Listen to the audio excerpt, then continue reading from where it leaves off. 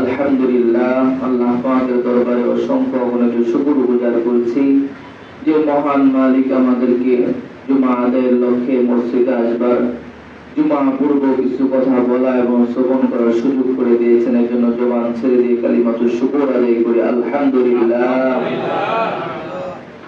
মুহতারাম হাজিরিন, গত জুমায় আলোচনা করেছি সূরাতুল ফাতিহার ফজিলত এবং গুরুত্ব তাৎপর্য সম্পর্কে।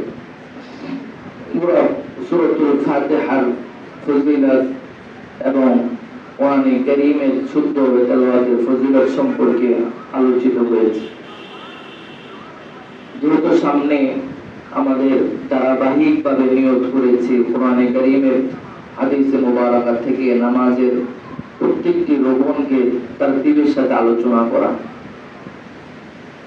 সূরাতুল ফাতিহা এবং দাঁড়ানো অবস্থার মাসলা মাসাইল, রুকু সিজদা তাসবিহ তাহলিল সম্পর্কে, মাসলা মাসাইল সম্পর্কে ধারাবাহিকভাবে আলোচনা করব। তো মাঝখান দিয়ে ছুটে গেছে নামাজের পূর্ব শর্ত তাহারাত অর্জন করা, পবিত্রতা ছাড়া তো নামাজ হবে না। এই জুমায় নিয়োগ করেছি পবিত্রতা সম্পর্কে, পরিচ্ছন্নতা সম্পর্কে আলোচনা করা। আল্লাহ তাআলা তৌফিক দিলে কোরআন ও হাদিস থেকে পবিত্রতার গুরুত্ব তাৎপর্য সম্পর্কে আলোচনা করার চেষ্টা করব ইনশাআল্লাহ তাআলা। মুহতারাম হাজিরিন, আল্লাহ তাবারাকা ওয়া তাআলা সূরাতুল বাকারার 222 নং আয়াতে কারীমে অত্যন্ত সুন্দরভাবে বললেন, ইন্নাল্লাহা ইউহিব্বুত তাওয়াবিন ওয়া ইউহিব্বুল মুতাতাহহিরিন। নিশ্চয়ই আমি আল্লাহ ইউহিব্বুত তাওয়াবিন, যারা তওবাকারী, যারা তওবা করে আমি রব তাদেরকে ভালোবাসি। ওয়া ইউহিব্বুল মুতাতাহহিরিন, এবং সাথে সাথে যারা পবিত্রতা অর্জন করে আমি তাদেরকে ভালোবাসি। বলেন সুবহানাল্লাহ। মুহতারাম হাজিরিন, নবী আলাইহিস সালাতু ওয়াস সালাম তিরমিজি শরীফের হাদিসের মধ্যে তিনি বলেন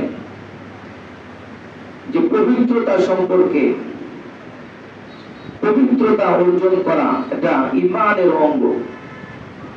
ঈমানের একটি অঙ্গের মধ্যে, এত অঙ্গের মধ্যে এটা আত-তাহুরু শাতরুল ঈমান, পবিত্রতা এটা ঈমানের একটি অঙ্গ। এজন্য পবিত্রতার গুরুত্ব অত্যন্ত গুরুত্বপূর্ণ একটি বিষয়। নবী আলাইহিস সালাতু ওয়াস সালাম হাদিসের অন্য জায়গায় বলেন, লা সাহমা ফিল ইসলামি লিমান লা সালাতা ওয়া লা সালাতা লিমান লা উযুআ লাহু। যে কোনো ব্যক্তি, যে ইসলামের মধ্যে তার কোনো অংশ নাই, কোন ব্যক্তি, যে ব্যক্তি নামাজ পড়ে না, লা সালাতা লাহু, ইসলামের মধ্যে তার কোনো অংশ নাই। সাথে সাথে ওয়ালা সালাতা লিমান লা উযুআ লাহু, আর নামাজ হয় না ওযু ব্যতীত। যে কোনো ব্যক্তি নামাজ না পড়লে ইসলামে তার কোনো অংশই থাকে না, আর নামাজ হয় না ওযু ব্যতীত। আর ওযু হয় না যদি তার শরীর এবং তার কাপড় পবিত্র না থাকে, তাহলে ওযু করাও কোনো ফায়দা হবে না, কোনো ইবাদত করলে কবুল হবে না। মেরে মুহতারাম হাজির, তাহলে পবিত্রতার কতটা গুরুত্বপূর্ণ আমাদের সম্পর্কে আল্লাহ তাবারাকা ওয়া তাআলা কোরআনে কারীমের অসংখ্য জায়গায় পবিত্রতা অর্জনের কথা বলেছেন। নবী আলাইহিস সালাতু ওয়াস সালাম বলেছেন, হযরত সালমান ফারসি রাদিয়াল্লাহু তাআলা আনহুর সাথে এক মুশরিকের কথোপকথন হয় যে তোমাদের নবী, তিনি বলতেছেন তার ভাষায়, ইন্না লারাকা সাহিবাকুম ওয়া আল্লিমুকুম, যে তোমাদের নবী বাথরুম কিভাবে করতে হবে এটাও তোমাদেরকে শেখায়। মানে সে একটা হাস্যকর এবং সে কি বলে না, যে মস্করা করে বলা, মানে ঠাট্টা বিদ্রুপ করে বলে যে তোমাদের নবী তোমরা বাথরুম কিভাবে করবা, পেশাব কিভাবে, এটাও তোমাদেরকে শেখায়। যে ইন্না লারাকা সাহিবাকুম ওয়া আল্লিমুকুম হাত্তা ইউআল্লিমুকুমুল কুরআন, যে তোমরা পেশাব পায়খানা কিভাবে করবে এটা তোমাদের নবী শেখায়। তো সালমান ফারসি রাদিয়াল্লাহু তাআলা আনহু তিনি কি উত্তর দিলেন? তিনি গর্বের সাথে নিজের উত্তরটা এভাবে দিয়েছেন, তিনি ইন্নাহু ইয়ানহা আন নাস্তাকবিলাল কিবলা, শুধু আমাদের নবী এটা শেখা নাই, বরং পেশাব পায়খানার সময় কিবলার দিকে পেশাব পায়খানা করা যাবে না, মুখ ফিরিয়ে, এটাও শেখায়। শুধু তাই নয়, ওয়া আন ইস্তাজি আহাদুনা বিয়ামিনি, সাথে সাথে ডান হাত ব্যবহার করা যাবে না এটাও শেখায়। সাথে সাথে এটাও হচ্ছে ওয়ানাহা আনির রওসা লিআযিমাকুম, যে আমাদের নবী আমাদেরকে শিক্ষা দেয় গোবর এবং হাড্ডি কয়লা দিয়ে ডিলা গুলো ব্যবহার করা যাবে না, এটাও আমাদের নবী আমাদেরকে শিক্ষা দেয়। সাথে সাথে ওয়াকালা লা ইয়াকফি আহাদুকুম দুনা সালাসা, যে ডিলা ব্যবহারের ক্ষেত্রে তিনটি কম যেন না হয়, এটাও আমাদের নবী শিক্ষা দেয়। বলেন না সুবহানাল্লাহ। তিনি গর্বের সাথে তাকে এই উত্তরগুলো দিলেন। তিনি উত্তর শুনে সে থক হয়ে গেলেন, বোকা হয়ে গেলেন যে এত কিছু শিক্ষা দেয় তোমাদের নবী।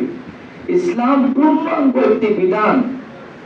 ইসলামে বাহ্যিক এবং অপ্রকাশ্য প্রকাশ্য এমন কোনো কিছু নাই। ইসলাম একজন মানুষের জীবনে এমন কোনো অধ্যায় নাই যে শিক্ষা দেয় না। বলেন না সুবহানাল্লাহ।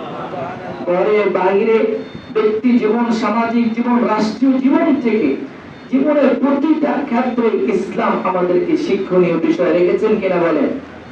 ইসলামের শিক্ষা আছে কি নাই? মেরে মুহতারাম হাজিরিন, এই জন্য আমরা সফরে গেছি জঙ্গলে, ওখানে যে আমি কিভাবে ডিলার গ্রুপ নিব সেটাও ইসলাম আমাদেরকে শিক্ষা দিয়েছে। তারপর আমি কিভাবে বাথরুমে বসবো, পেশাবের জন্য কোন দিকে চাপ দিয়ে বসতে হবে, বড় ইস্তেঞ্জার সময় কোন দিকে চাপ দিয়ে বসতে হবে, এটাও আমাদেরকে ইসলাম শিক্ষা দিয়েছে। মেরে মুহতারাম হাজিরিন, এজন্য সালমান ফারসি রাদিয়াল্লাহু তাআলা আনহু তিনি গর্বের সাথে ওই মুশরিককে এই উত্তরগুলো দিলেন যে আমাদের নবী শুধুমাত্র এটা শিক্ষা দেয় না যে আমাদের নবী পেশাব বাথরুম করার সময় কিবলার দিকে ঘুরে মুখ এবং পিঠ করে করা যাবে না, এটাও আমাদেরকে শিক্ষা দিয়েছে। আজকে এটা আমাদের অনেক যুবক ভাইরা জানে না। যে অনেক সময় আমাদের চোখে পড়ে যায় যে রাস্তা ঘাটে বিভিন্ন জায়গায় একদম তো বসে তো পড়েই না, দাঁড়িয়ে করে ফেলছে, যেদিকে মন চায় ছেড়ে দিচ্ছে। কথা বলেন ঠিক কিনা? ইসলাম, আমি মুসলিম, আমি মুসলিম, এটা আমার গর্ব, অথচ আমি জানি না আমার প্রয়োজন কিভাবে সারতে হবে। আমার রব তো আমাকে শিক্ষা দিয়েছে যে আমি পেশাব বাথরুম করার সময় কিবলার দিকে মুখ পিঠ করে দাঁড়ানো যাবে না, হয় উত্তর না হয় দক্ষিণ, না কিবলার দিকে মুখ করে না কিবলার দিকে পিঠ করে। অথচ আমাদের মাদ্রাসা ছোট ছোট একদম প্রথম শ্রেণী বাচ্চারা জানে যে কিবলার দিকে মুখ করিয়া কিবলার দিকে পিঠ করিয়া পেশাব বাথরুম করা যাবে না, এটা আমাদেরকে শিক্ষা দেয়। মুহতারাম হাজির, এই জন্য আমাদের এটা শিখতে হবে, জানতে হবে যে কিবলার দিকে মুখ করে পিঠ করে কি করা যাবে না। বলেন আমাদের সাথে, কিবলার দিকে মুখ করে পিঠ করে কি করা যাবে না? পেশাব বাথরুম করা যাবে না। সাথে সাথে আমরা যখন বিশেষ করে যদি এখন বর্তমান সময় তো টয়লেট পেপার পাওয়া যায়, আগে আমরা ছোটবেলায় মাটি দিয়ে মাদ্রাসার মাঠে ঢিলা বানাইতাম, ঢিলা বানিয়ে ওইটাতে আমরা জরুরত ছাড়তাম। এক নম্বর ইস্তেঞ্জার সময় একটি ঢিলা এবং বড় ইস্তেঞ্জার সময় তিনটি ঢিলা ব্যবহার করতাম। আল্লাহ রাসূল সাল্লাল্লাহু আলাইহি ওয়াসাল্লাম হাদিসের মধ্যে আছে, নবী আলাইহিস সালাম যখন ইস্তেঞ্জা থেকে বের হতেন তখন তিনি মাটির সাথে হাত ঘষতেন, তারপরে পানি ঢেলে হাত দিয়ে তারপর ওযু শুরু করতেন। এই জন্য এটি কি শিক্ষা? আমাদের শিক্ষা হলো আমাদের যখন বড় ইস্তেঞ্জা সারবো তখন আমরা ভালোভাবে সাবান দিয়ে হাত ধুবো, তারপরে আমরা ওযু করা শুরু করব। মুহতারাম হাজির, এই জন্য ইসলামের পবিত্রতা অত্যন্ত গুরুত্বপূর্ণ বিষয়। এই জন্য প্রথমে কিবলার দিকে করা যাবে না। তারপর আমরা অনেক যুবক ভাইরা দেখা যায় এমন টাইট ফিট প্যান্ট পরি, আমরা দাঁড়ানো ছাড়া বিকল্প কোনো রাস্তা নেই, হয়তো দাঁড়িয়ে করতে না হলে প্যানের ভিতরে ছেড়ে দিতে হবে। কেন এই টাকা দিয়ে কেন এই প্যান্ট কিনতে হবে বলেন? নিজের অর্থ দিয়ে এই প্যান্ট কেন কিনতে হবে? যে প্যান্ট পরে আমার নিজের জরুরত ছাড়া যারা মান সম্মান সব শেষ হয়ে যাবে, এই প্যান্ট কেন কিনতে হবে? আল্লাহ তাআলা হেফাজত করে, সকলে বলে আমিন। আল্লাহ তাআলা সঠিক বুঝ দান করে, সকলে বলে আমিন। আর আমিনটা একটু জোরে বলেন, বলেন আমিন। মুহতারাম হাজির, এই জন্য আমাদের এমন ঢিলা ঢালা পোশাক পরা রাসূলের সুন্নাহ। আল্লাহ রাসূল আলাইহিস সালাম ঢিলা ঢালা পোশাক পরতেন। ঢিলা ঢালা পোশাকের দ্বারা শরীরের আপনার স্কিন এটা ভালো থাকে। দীর্ঘ সময় যারা অফিস আদালত করে টাইট ফিট প্যান্ট পরে মোজা পরে থাকে, এর দ্বারা স্কিনে হাওয়া বাতাস ঢোকে না, স্কিনের জন্য এটা ক্ষতিকর। ডাক্তারি সায়েন্সের বিষয় এটা ক্ষতিকর। মুহতারাম হাজির, এই জন্য ঢিলাঢালা পোশাক সাধ্যমতো পরার চেষ্টা করা। সাথে সাথে আমরা টয়লেট ব্যবহার করার ক্ষেত্রেও 3 বার ব্যবহার করব। হ্যাঁ, যদি কারো একবার হয়ে যায় যথেষ্ট, সে তো বুঝবে। তারপরে পানি ব্যবহার করতে সময় তো আর ওই সময় তো পানির ব্যবহার খুবই কম, আগে ঢিলা ব্যবহার, পাথরের ব্যবহার করতেন তারা। এজন্য আমাদের দেশে তো আলহামদুলিল্লাহ আল্লাহ তাআলা নদী মাতৃক অঞ্চল, পানি অনেক আছে, আল্লাহ তাআলা অফুরন্ত নিয়ামত দান করেছেন, বলেন না আলহামদুলিল্লাহ। এটা আমাদের দেশের অনেক বড় নিয়ামত যে পানির কোনো অভাব নেই। মুহতারাম হাজির, এই জন্য পবিত্রতার শুরু লগ্নে এটা আমাদেরকে সাধতে হবে খুব সতর্কতার সাথে। যারা অনেক সময় অনেকের রোগ থাকে যে পেশাব আটকে থাকে, এজন্য কি সুন্নাহ হলো যে আপনি কমসে কম 40 কদম হাঁটায়, আমাদের হাঁটার জায়গা নেই, অন্তর্পক্ষে দাঁড়িয়ে কাশি দেওয়া, তারপরে বসা, আবার দাঁড়ানো, আবার বসা, আবার দাঁড়ানো। এইভাবে আমার যখন আমার ইতমিনান হবে না আমার পেশাব চলে গিয়েছে, তারপরে আমার বসে ঢিলা ফেলে দিয়ে তারপরে যুবক ভাইরা আছে যে পানি ব্যবহার করলে যথেষ্ট, আলহামদুলিল্লাহ ভালো, অসুবিধা নেই, পানি দ্বারাও পবিত্রতা অর্জন হয়ে যাবে। কিন্তু যারা একটু বয়স্ক বা যাদের রোগ আছে, বিমার রয়েছে, তাদের জন্য ব্যবহারের ক্ষেত্রে টিস্যু ব্যবহার করবে, দাঁড়াবে, কাশি দিবে, আবার বসবে, তারপরে পানি দিয়ে ভালোভাবে পেশাব থেকে পবিত্রতা অর্জন করবে। তারপরে আপনার শরীর যদি অপবিত্র থাকে, কাপড় যদি অপবিত্র থাকে, 1000 বার লক্ষ বার উযু করলো, ওই শরীর অপবিত্র থাকলে বলেন তো উযু দ্বারা কোনো ফায়দা হবে? বলেন কোনো ফায়দা হবে? এজন্য প্রথম সতর্ক থাকতে হবে আপনার শরীর পাক কিনা। তারপরে আপনি উযুর মাধ্যমে পূর্ণ পবিত্রতা অর্জন করা। উযু হলে পূর্ণাঙ্গতা আসে, পবিত্রতা, বলেন উযু দ্বারা কি আসে? পবিত্রতা, পূর্ণাঙ্গতা, সমাপ্ততা ঘটে। কিন্তু আপনার শরীরের সাথে ময়লা লেগে আছে, আপনি 1000 বার উযু করলেন, তাহলে উযু কি লাভ হবে? কোন কাজে দিবে উযু? কোন কাজে দিবে? মুহতারাম হাজিরিন, পবিত্রতার স্তর 3টি। প্রথমত বাহ্যিক পবিত্রতা। এই বাহ্যিক পবিত্রতা আবার 2 প্রকার। 1 নম্বর শরীর, 2 নম্বর কাপড়। এই শরীর প্রথমে সর্বাঙ্গীন সতর্কতার সাথে আপনার শরীর পবিত্র রাখতে হবে। শরীর পবিত্র হওয়ার পর আপনার কাপড় পবিত্রতার দিকে নজর দিতে হবে। 1 চিমটি পরিমাণ যদি কোনো জায়গায় শরীরে অথবা কাপড়ে নাপাকি লেগে থাকে, আপনার পবিত্রতা, গোসল করলো, যদি কাপড়ে ময়লা থাকে, ওই কাপড় দ্বারা নামাজ পড়লে নামাজ হবে? বলে নামাজ হবে না। মুহতারাম হাজির, এই জন্যই খেয়াল রাখতে হবে। হযরত ওমর রাদিয়াল্লাহু তাআলা আনহু বর্ণিত, তিনি বলেন যে কোন ব্যক্তি সে ভালোভাবে ওযু করলো, পূর্ণাঙ্গের সাথে সে ওযু করলো, ওযু শেষ করে সে কালিমে শাহাদাত পড়লো, আশহাদু আল্লা ইলাহা ইল্লাল্লাহু ওয়াহদাহু লা শারীকা লাহু ওয়া আশহাদু আন্না মুহাম্মাদান আবদুহু ওয়া রাসূলুহু। এভাবে পড়লো, পড়ার পরে সে দোয়া পড়লো। দোয়া পড়ার পরে ওই ব্যক্তির হালত সম্পর্কে নবীজি বলেন যে জান্নাতের 8টি দরজা আছে। পূর্ণাঙ্গ ওযু করার পরে কালিমা শাহাদাত যে ব্যক্তি বলল, আল্লাহ তাআলা জান্নাতের 8টি দরজাই তার জন্য খুলে দিল। সেই ব্যক্তি ইচ্ছা করে যে কোনো দরজা দিয়ে জান্নাতে প্রবেশ করতে পারে। বলেন সুবহানাল্লাহ। এই দোয়াটা কি? আল্লাহুম্মা জাআলনি মিনাত তাওয়াবিন ওয়া জাআলনি মিনাল মুতাতাহহিরিন। এই দোয়া যদি নাও পারে, কালিমা শাহাদাত পড়লো যথেষ্ট। কিন্তু দুর্ভাগ্য হলো যে অনেক মুসলমান কালিমা শাহাদাতও পারে না। কথা বলেন ঠিক কিনা? আমি কি ভুল বললাম? এটা খুবই দুর্ভাগ্যের বিষয়। এজন্য কালিমা শাহাদাত এটা ঈমানের অত্যাবশ্যকীয় মৌখিক স্বীকারোক্তি, জবানের স্বীকারোক্তি। এজন্য কালিমা শাহাদাত এটা শিক্ষা করা। বলেন আশহাদু আল্লা ইলাহা, আশহাদু আল্লা ইলাহা ইল্লাল্লাহু ইল্লাল্লাহু ওয়াহদাহু লা শারীকা লাহু ওয়া আশহাদু আন্না মুহাম্মাদান আবদুহু ওয়া রাসূলুহু। মুহতারাম হাজিরিন, এইভাবে আমরা যদি পড়ে ওযু করার পরে কালিমা শাহাদাত, হাদিসের মধ্যে আছে শাহাদাত আঙ্গুলি আসমানের দিকে দেখিয়ে, এটাও করতে পারি। যদি না দেখাই তাও হবে, আসমানের দিকে তাকিয়েও বললেও হবে, কোনো অসুবিধা নেই। এভাবে যদি পড়ি তাহলে কত বড় ফজিলতের আমরা ভাগীদার হয়ে গেলাম। আল্লাহ তাআলা আমাদের সকলকে আমল করার তৌফিক দান করুন। সকলে বলি আমিন। উজুর মাধ্যমে বান্দা আল্লাহ তাআলার নৈকট্যশীল হয়। নবী আলাইহিস সালাতু ওয়াস সালাম বলেন, যে ব্যক্তি সাহাবায়ে কেরামকে বললেন, আমি কি তোমাদেরকে এমন একটা আমল শিক্ষা দিব যে আমলের মাধ্যমে তোমরা তোমাদের নিজেদের গুনাহ ক্ষমা করতে পারবা এবং আল্লাহ তাআলার নিকটবর্তী হয়ে যাবা? সাহাবায়ে কেরাম, ইয়া রাসূলুল্লাহ, আমরা তো এমন আমলই শুনতে চাই। তখন নবী আলাইহিস সালাতু ওয়াস সালাম বলল যে কোন ব্যক্তি তার উযু চলে গেছে, সে উযু করবে এবং বেশি বেশি মসজিদে যাবে এবং এক নামাজ শেষ হবে আরেক নামাজের অপেক্ষা করবে, আল্লাহ তাআলা তাকে তার নৈকট্যশীল বানায় দিবে। বলেন না সুবহানাল্লাহ। কত সহজ আমল যে আমি উযু চলে গেছে, আমি উযু করে নিব। আর অন্য হাদিসের মধ্যে আছে, কোন ব্যক্তি তার শেষ নিঃশ্বাস উযুর সাথে ত্যাগ করলো, কেমন যেন সে জান্নাতে প্রবেশ করে ফেললো। বলেন না সুবহানাল্লাহ। কত সহজ আমল। এই উযুর সাথে থাকলে আমরা আমার কখন মৃত্যু হবে জানি? বলেন তো, কেউ জানা আছে?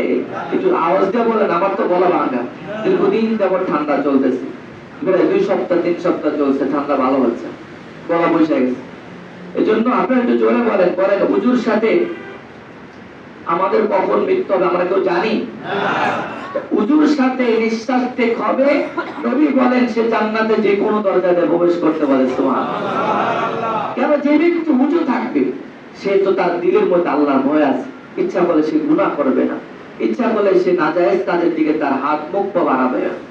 তার মানে তার মধ্যে তাকওয়া অর্জন আছে। সে আল্লাহ তাআলাকে সন্তুষ্টির জন্য উযু করলো, সে অন্য কোনো আমল করে নাই। আল্লাহকে বলে উযু করে কাকে সন্তুষ্ট করার জন্য? আর জোরে বলে, কাকে সন্তুষ্ট করার জন্য? যে ব্যক্তি আল্লাহকে সন্তুষ্ট করার জন্য একটা খেজুরের আপনা পরিমাণ সদকা করলো, ওই সদকায় তার রব খুশি হয়েছে, তার জন্য জান্নাত ওয়াজিব। সুবহানাল্লাহ। আর একজন বান্দা কষ্ট করে হাতা কাছিয়ে শীতের রাত্রে অথবা শীতের দিনে অথবা গরমের মধ্যে অথবা শত ব্যস্ততার মধ্যে সে কাজ ফেলে দিয়ে উযু করলো, আর আল্লাহ খুশি হবেন, এটা হতে পারে?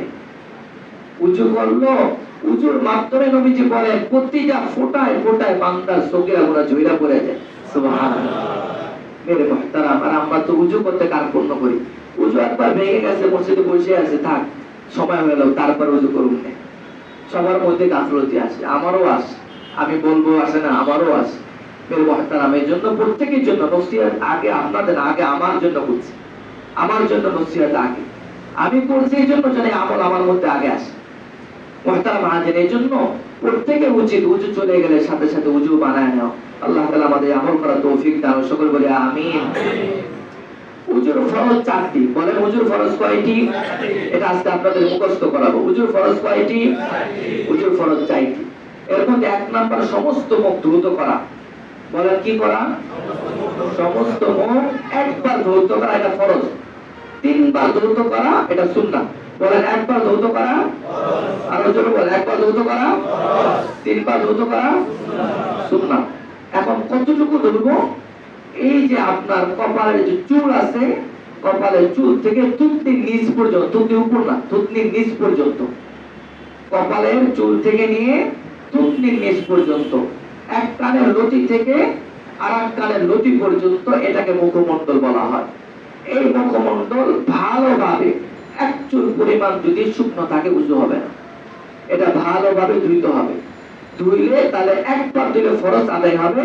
নবী বলেন আমার উম্মত তো গাফেল, না জানি অসুস্থতার চুল শুকনা থাকা যায়, এই জন্য নবী সুন্নাত হলো 3 বার দোয়া।